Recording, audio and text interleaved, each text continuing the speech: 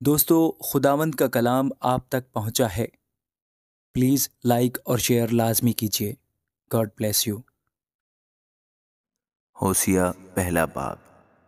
شاہان یہودا عزیہ اور یوتام اور آخس اور حزقیہ اور شاہ اسرائیل یروبعام بن یوآس کے ایام میں خداوند کا کلام ہوسیہ بن بیری پر نازل ہوا۔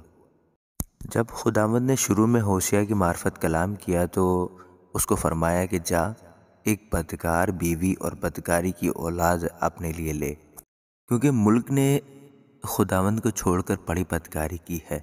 بس اس نے جا کر جمر بنت دلائم کو لیا، وہ حاملہ ہوئی اور بیٹا پیدا ہوا۔ اور خداوند نے اسے کہا اس کا نام یزرعیل رکھ،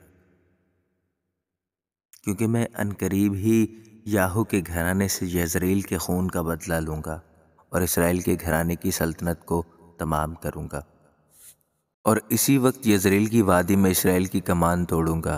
اور وہ پھر حاملہ ہوئی اور بیٹی پیدا ہوئی۔ خداوند نے اسے فرمایا کہ اس کا نام لورحامہ رکھ، کیونکہ میں اسرائیل کے گھرانے پر پھر رحم نہ کروں گا کہ ان کو معاف کروں، لیکن یہودا کے گھرانے پر رحم کروں گا، اور میں خداوند ان کا خدا ان کو رہائی دوں گا، اور ان کو کمان اور تلوار اور لڑائی اور گھوڑوں اور سواروں کے وسیلہ سے نہیں چھڑاؤں گا۔ اور لورحامہ کا دودھ چھڑانے کے بعد وہ پھر حاملہ ہوئی اور بیٹا پیدا ہوا، اور اس نے فرمایا کہ اس کا نام لوئمی رکھ، کیونکہ تم میرے لوگ نہیں ہو اور میں تمہارا نہیں ہوں گا۔ بنی اسرائیل کو بحال کیا جائے گا، تو بھی بنی اسرائیل دریا کی ریت کی مانند بے شمار و بے قیاس ہوں گے۔ اور جہاں ان سے یہ کہا جاتا تھا کہ تم میرے لوگ نہیں ہو، زندہ خداوند کے فرزند کہلائیں گے۔